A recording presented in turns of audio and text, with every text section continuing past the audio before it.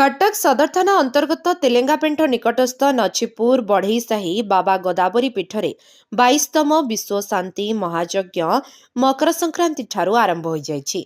आज संध्यारे पूर्णाहुति अनुष्ठित होइछि। बाबा गोदावरी को भक्तिपूत मनरे जीए भी डाकिछि बाबा तार मनोकामना पूरण करिथांती बोली बाबांक पीठको आसुथबा श्रद्धालु मानक ठारू सुनिबाकु मिले।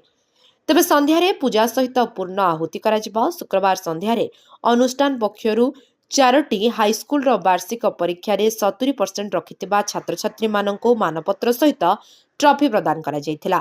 ए उपलक्षे आयोजित उत्सव रे मानविक अधिकार कमिशन रो एडवोकेट कल्पना पटनायक मुख्य वक्ता भावे जोगदे बाबांक संपर्क रे उद्बोधन देथिले। शिक्षयित्री संघमित्रा पाड़ी, शिक्षाविद शरचंद्र रथ, प्रदीप दास प्रमुख सम्मानित अतिथि भावे जोग देथिले एवं छात्र छात्री को पुरस्कार प्रदान करथिले। परे परे भजनर परिवेषण करा जायथिला। प्रतिदिन मध्याह्न एवं राति रे श्रद्धालु मानक पई प्रसाद वितरण करा जाउछि। बाबांक पीठरे सकाळु राति पर्यंत विभिन्न ग्रामरु शह शह श्रद्धालुंकर भीड़ लागुथुवा सहित आकुंठ चित्तरे यज्ञ पई चाउळ, डाली, परिबा सहित अर्थदान करुथुबार देखिबाकु मिलिथिला। यज्ञ रे कर्ता भावे बाबाजी मुदुली एवं तांकर धर्मपत्नी बसी आहुति देइथिले।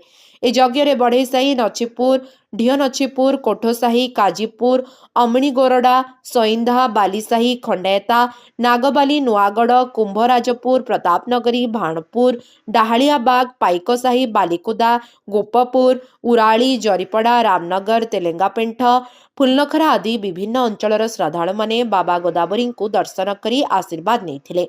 यज्ञ कार्य को परिचालना करथिले बढ़ईसाही ग्रामर सभापति पूर्णचंद्र मुदुली ओरफ पप्पू, संपादक सुकांत साहू, कोषाध्यक्ष संजय कुमार मुदुली, टिटुआ, संतोष पाणिग्राही, विजय महाराणा, संतोष साहू, केशव साहू, अशोक साहू, फकीर महाराणा इत्यादि।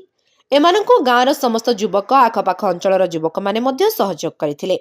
कटक बढ़ईसाहीरु अमूल्यंक सहित स्मृतिरेखा बारिक रिपोर्ट, लिव लाइफ ओडिया।